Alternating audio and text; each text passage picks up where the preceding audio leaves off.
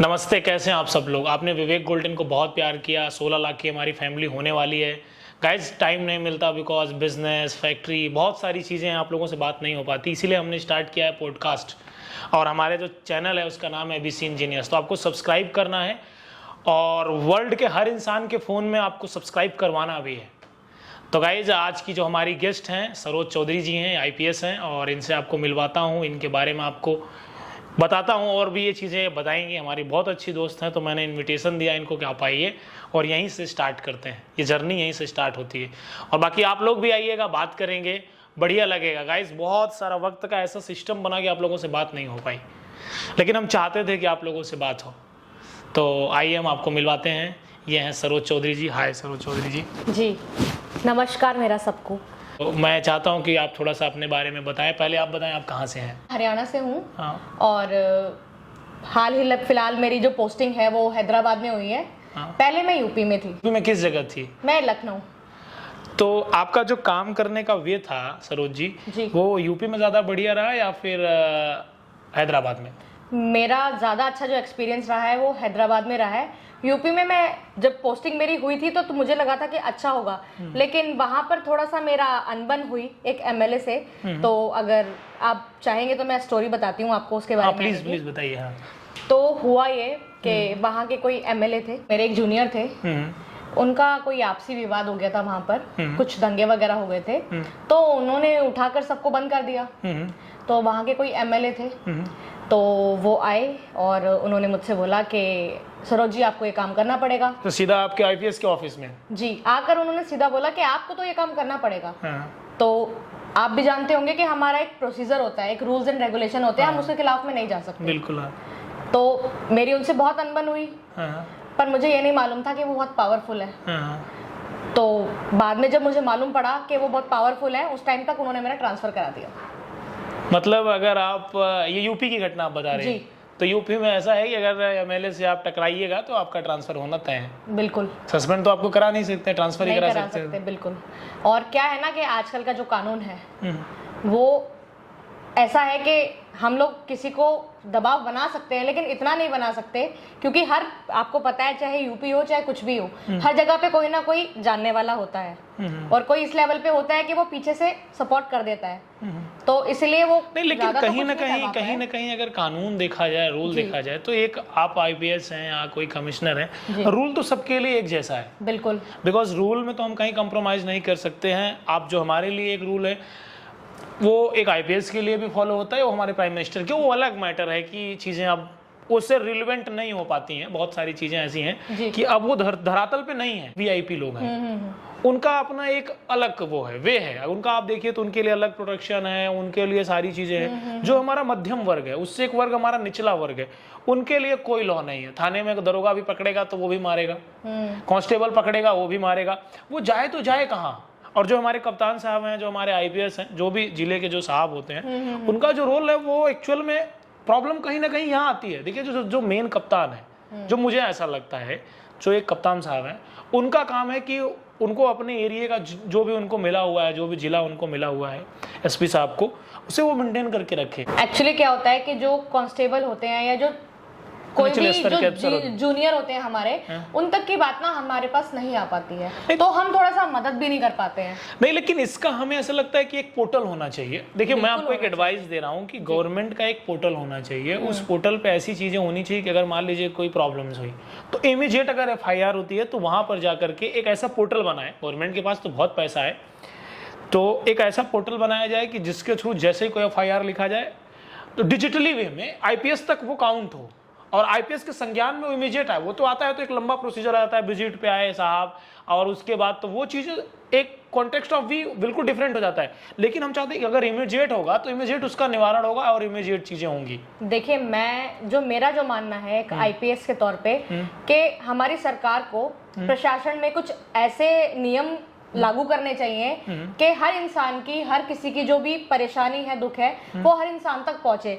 जैसे कि अब मैंने आपको बताया कि जो ये मेरे जूनियर्स हैं या मेरे जो भी छोटे कांस्टेबल्स हैं, उनकी परेशानी जो भी उनको कोई आता है अपनी दुख परेशानी बताता है, लेकिन वो मेरे तक नहीं पहुंच पाती है। लेकिन मेरा मानना यह है कि अगर वो मेरे तक आएंगी तो मैं और सबकी अच्छे से मदद कर पाऊंगी। एक जो प्रॉब्लम है ना, जो मेजर प्रॉब्लम है वो ये है कि आप देखिएगा कि जो कांस्टेबल्स हैं या जो भी जूनियर्स हैं, उनका पूरा 24-24 घंटे उनकी ड्यूटी रहती है। वो सब कुछ अपना भूलकर, घर त्योहार परिवार को भूलकर वो सबकी सेवा में रहते हैं। ये तो ऑफिशियल है। अनऑफिशियल कांस्टेबल कितना ड्यूटी करता है, एसआई कितना करता है, सच्चो करता है, सबको पता है। ईमानदार हैं कुछ लोग, अपने जॉब के प्रति वो वास्तव में लॉयल हैं, वो काम करते हैं। लेकिन अगर आप सबको देखेंगी, वे ऑफ देखेंगी, तो वो डिफरेंट है। इस चीज को आप डिनाई नहीं कर सकती हैं। बिल्कुल बिल्कुल, आपकी बात आप बिल्कुल ठीक कह रहे हैं। लेकिन आपने बोला ना कि कुछ लोग हैं जो एकदम अपना ईमानदारी से अपना नौकरी को करते हैं और सारे काम करते हैं, तो कुछ लोग ऐसे भी हैं कि जो ड्यूटी भी करते हैं और अपना आराम भी करते हैं। अच्छा, जब आपने यूपी में आपकी पोस्टिंग हुई जी, तो जैसे आपने ज्वाइन किया जी, तो कुछ पॉलिटिशियन का फोन आया था? जी, मेरे पास फ़ोन आया था और उन लोगों ने मुझे बोला भी कि अगर आपने यहाँ पे ज्वाइन किया है तो कुछ प्रोसीजर्स जो हैं आपको फॉलो करने पड़ेंगे, लेकिन मैंने इन सब चीज़ों पे ध्यान नहीं दिया। अच्छा, जैसे अदर एरिया की अगर मैं बात करूं, जैसे हिंदुस्तान में बहुत सारे मेट्रोपोलियन सिटी हैं, बहुत सारी राजधानी है, तो सबसे टफ काम करना आपको कहाँ पे लगा? यूपी। क्यों, ऐसा क्यों?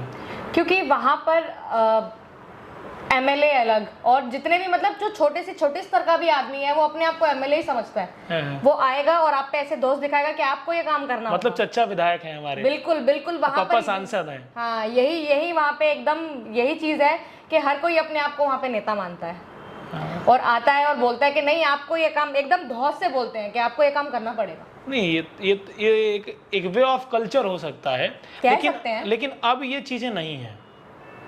अब मुझे ऐसा लगता है ना कि यूपी की जो इंडस्ट्री है, यूपी की जो कॉमर्शियल चीजें हैं, यूपी का जो लॉ एंड ऑर्डर है, बहुत बेहतर है।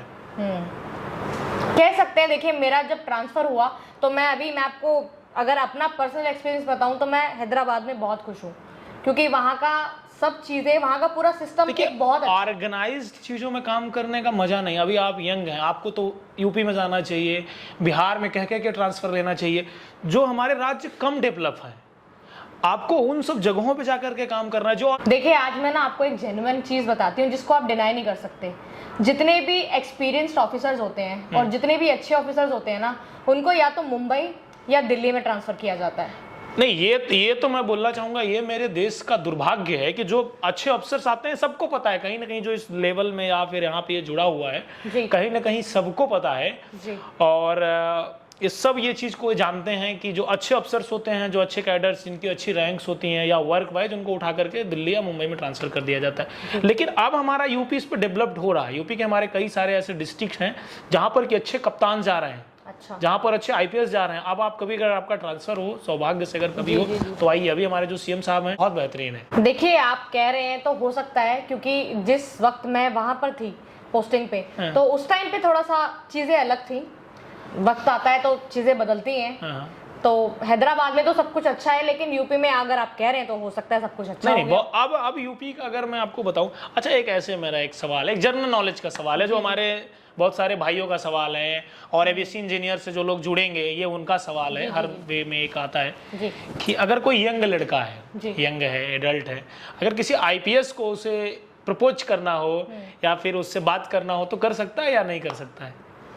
कि खतरा है? यहाँ खतरा तो है, खतरा है, क्योंकि एक आईपीएस को एक नॉर्मल कोई भी अप्रोच करा। देखिए, इस चीज में मैं कोई भेदभाव नहीं रखती हूँ, लेकिन एक होता है ना कि जैसे अब एक आईपीएस का लेवल आपको पता है क्या होता है, ठीक है, और एक नॉर्मल कोई भी इंसान है, तो ये तो देखिए भेदभाव हुआ है। मतलब भेदभाव आप समझिए कि एक इंसान जो है वो एक अच्छे लेवल पे, एक अच्छे पोस्ट पर है, ठीक है, और एक है जो बिल्कुल जमीन से लगा हुआ है, ठीक है। एटलीस्ट वो थोड़ा तो हो, तो बराबरी एकदम मैच हो जाती है, या अगर थोड़ा वो कम हो, थोड़ा वो ज्यादा हो, तो मैचअप हो जाता है। लेकिन बिल्कुल एकदम एक नीचे है और एक ऊपर है, तो वो चीज मुझे नहीं लगता कि। नहीं, मतलब आप ये कहना चाहती हैं कि शाही वर्ग की जो दोस्ती होती है पैसे से होती है?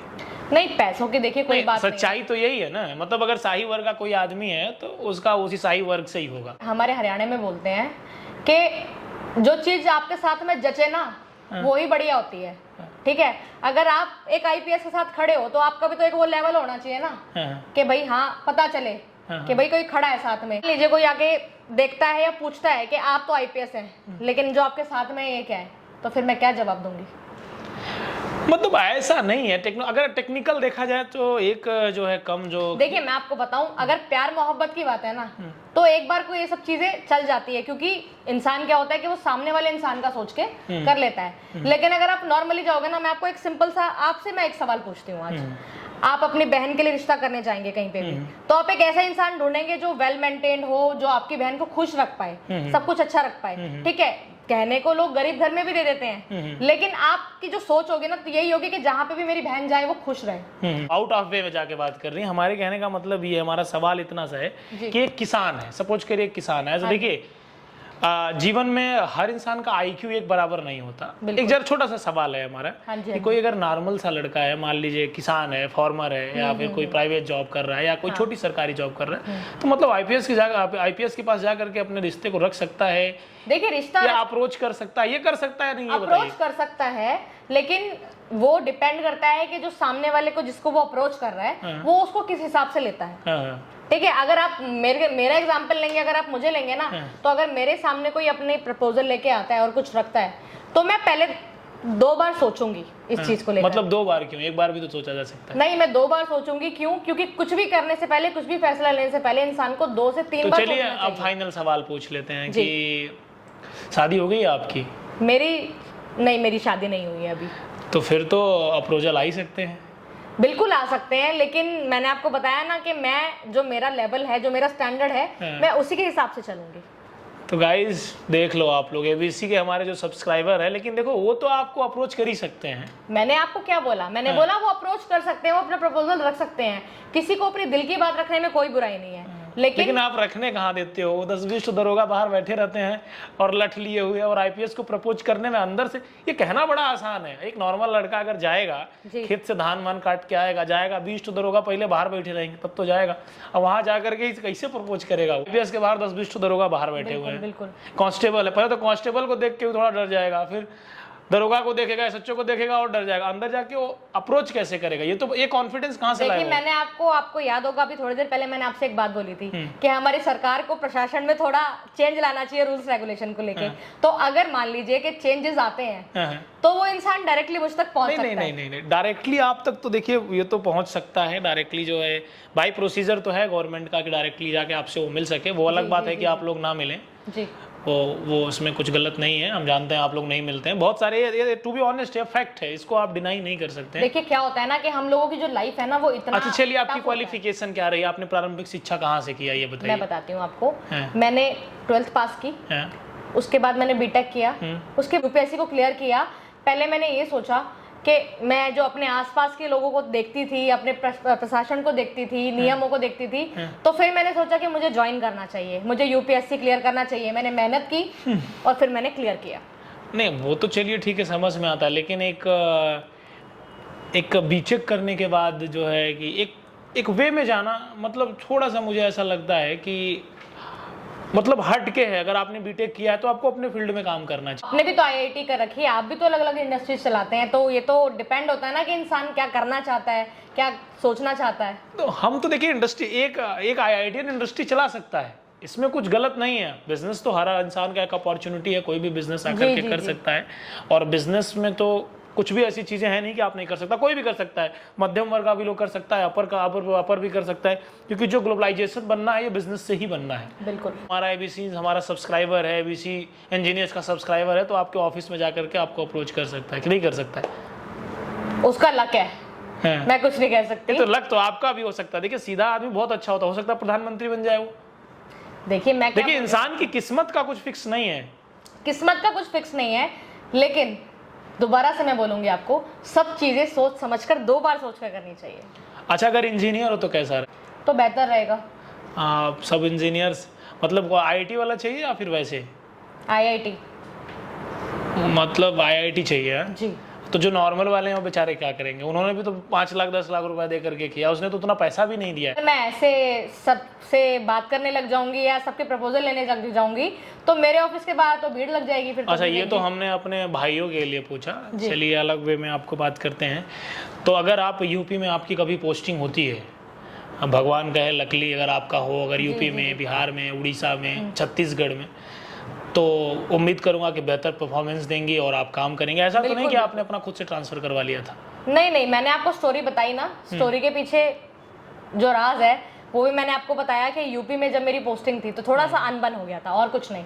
अभी आप यंग हैं, आप तो और बेहतर काम कर सकती हैं। बिल्कुल मेरा यही रहेगा कि मैं जितना मुझसे हो सकेगा मैं सबकी सेवा करूंगी। हाँ, मतलब ये ऑन पेपर है, बाकी तो पलट जाइएगा। नहीं, ऑन पेपर भी है, और सामने मेरा क्यों ट्रांसफर हुआ, ट्रांसफर होने का रीजन ये है कि मैं भी अड़ी हुई थी अपने डिसीजन पे, तो ट्रांसफ़र करा दिया जी। ये हैं IPS सरोज चौधरी जी, जिनसे हमने बात किया। जो हमारे भाई, जो यंग लोग हैं, जो यंग हमारे भाई हैं, उनके बारे में, हमारी जो बहन है उनके बारे में आप क्या कहना चाहेंगी? मैं उन्हें यही कहना चाहूँगी कि अपनी जो ज़िंदगी है और अपना जो सोच समझ है, पढ़िए लिखिए, आगे बढ़िए। फिर अगर आप चाहोगे कि सरोज चौधरी जी का दोबारा इंटरव्यू लिया जाए और इनके ऑफिस में जा कर के, तो आप लोग बताइएगा, वहाँ पर भी जा कर के इंटरव्यू लिया जाएगा। और आपको एक कमाल की चीज़ बताऊँगा कि काफ़ी यंग एज में IPS बनी है और बहुत हार्ड वर्किंग है। इनके बारे में मैं जानता हूँ, रिकॉर्ड हमने निकाल रखा है, और बेहतर है ऐसे आप पब्लिक की सेवा करें। बिल्कुल, वो तो ऑन पेपर है, आप सब लोग जानते हो, बट ठीक है भाई, ये आपको अप्रोचल देना है तो आप डायरेक्ट जा करके मिलो। आपके फील्ड में अगर कोई और IITian जाना चाहे तो उसके बारे में क्या बोलेंगे? आप एक बात बताइए, आप IIT करके इस फील्ड को क्यों ज्वाइन करेंगे? आपकी फील्ड बहुत अच्छी है, आप वहाँ अच्छे से रहिए, हमें करने दीजिए हमारा काम। मतलब ये तो गलत बात है मतलब डर लगता है लोगों को IITian से, ऐसा मुझे रियलाइज़ हो रहा है। चलिए गाइज, नमस्ते। आप लोगों ने बहुत प्यार किया, और ABC इंजीनियर को आप सब्सक्राइब करें। और हमारे साथ बहुत जल्दी हमारी एक और दोस्त जुड़ने वाली हैं, जिनका नाम है श्यामा, तो वो भी आएंगी हमारे साथ ज्वाइन करने की नेक्स्ट एपिसोड में। तो बाकी आप लोग बहुत सारी चीज़ें देखोगे जो अदर जगह पे आपको मिलता है। अगर मैं अदर जगह की बात करूं कि जो लोग और पॉडकास्ट बनाते हैं, बहुत सारी चीज़ें होती हैं, वो चीज़ें नहीं होंगी, आपको जेन्युइन बात किया जाएगा। तो हमारे यूपी का जो एक कल्चर रहा, उसको मैंने इनसे सुना और काफ़ी चीज़ें इन्होंने मुझे बताई भी, और बहुत बेहतर रहा। मतलब चच्चा विधायक हैं, पापा सांसद हैं, तो जलवा है गुरु, फैलाए रहो, बढ़िया। बाकी आप लोग ऐसे सब्सक्राइब करते रहे, प्यार बनाए रखिए, तो फिर प्रधानमंत्री जी का इंटरव्यू लिया जाएगा। Nice to meet you, thank you आने के लिए। बाकी हम आपके यहाँ कॉफ़ी पीने आएंगे। बिल्कुल, आप जरूर आइए, और आप सबको भी मेरा नमस्कार। कोई ABC सब्सक्राइबर मान लीजिए वीडियो देखा, उसका मन किया कि चलें सरोज चौधरी जी को अप्रोच कर दिया जाए, मान लीजिए वो पहुँच गया आपके ऑफिस, तो फिर क्या कहिएगा? अरे न्यू कुकर आ जाओगा भाई, लटना पड़ेगा उसके। कहे ऐसे थोड़ी ना कोई आ जाएगा, इतने आम थोड़ी है हम। मतलब ये तो आप धमका रही हैं। धमकी समझ लीजिए या कुछ भी समझ लीजिए, जो हरियाणा वाले होते हैं ना, वो थोड़े से खाए पी होते हैं टाइट। खाए पिए नहीं, वो ऐसे होते हैं कि एकदम मुंह फट होते हैं। लेकिन देखिए, हमारे अगर यूपी का कोई जाए तो उसका अप्रोचल आप लीजिएगा जरूर। अब एक्सेप्ट करें या ना करें वो अलग बात है। यूपी वालों के लिए तो इतना होना ही चाहिए यार, वरना ये दोस्ती किस काम की? फिर चलिए, आपकी दोस्ती की खातिर कोई बात नहीं, मैं देख सकती हूँ, लेकिन अगर वैसे कोई आ जाएगा तो ससुरे का लठ ही पड़ेगा बहुत जोर से। तो हमारे यूपी वालों के लिए मैंने करा दिया है, लेकिन भाई साहब हमारी वीडियो देख के इनके ऑफिस में ना पहुंच जाना। बाकी तुम्हारी किसी को लठ खाने हैं तो वो जरूर आए, तो लठ मारिएगा। बिल्कुल, लेकिन यूपी वालों के लिए नहीं। यूपी वालों के उनके लिए अलग, सिर्फ इसलिए कि आप हमारे दोस्त हैं। इलाहाबाद से लगा के गमछा पहुंच जाओ, ससुरा जो होगा हम देख लेंगे। कोई प्रॉब्लम आएगी हमको मैसेज कर देना, ठीक है? चलिए, कहीं ऐसा ना हो हम ही पहुंच जाए कल। आपका स्वागत है। और हमारे जो भाई आएंगे उनका भी तो स्वागत करना चाहिए ना आपको। बिल्कुल, तो देख लीजिए, बाकी लठ पड़ सकती है, और लठ बहुत तगड़ी पड़ेगी। हरियाणा की मार ऐसी पड़ेगी कि इंसान भूल जाएगा प्रपोजल करना ही। अच्छा, कोई ऐसा हुआ कि कोई आया कभी प्रपोजल करने के लिए? सच बताइएगा, कोई ऐसा बताइए। बहुत आते हैं। तो आपने क्या बोला कि ससुरे पहले अपना लेवल बना के फिर आइए मेरे सामने। तो पीटा उठा तो नहीं कभी? नहीं, पीटा वीटा नहीं, बोली काफी है हमारी, तो बोली लठमार है, हमें तो लठ मारने की जरूरत ही नहीं पड़ती। Nice to meet you, thank you. और इनका नेक्स्ट एपिसोड अगर आप देखना चाहते हैं तो ABC इंजीनियर्स को आप कमेंट करिए और हमें मेल करिए। नेक्स्ट गेस्ट हैं, वो भी एक बहुत फेमस कह सकती हैं प्रशासनिक पद पर हैं। तो आप लोग ऐसे इसको सब्सक्राइब करते रहिए, और जितने लोग जुड़ेंगे उतने बढ़िया एपिसोड आएंगे। तो लव यू गाइज, आप ऐसे प्यार बनाए रखिए। आप सबको मेरा दोबारा से हरियाणा वाला नमस्कार जी। लठ मार वाला। हाँ।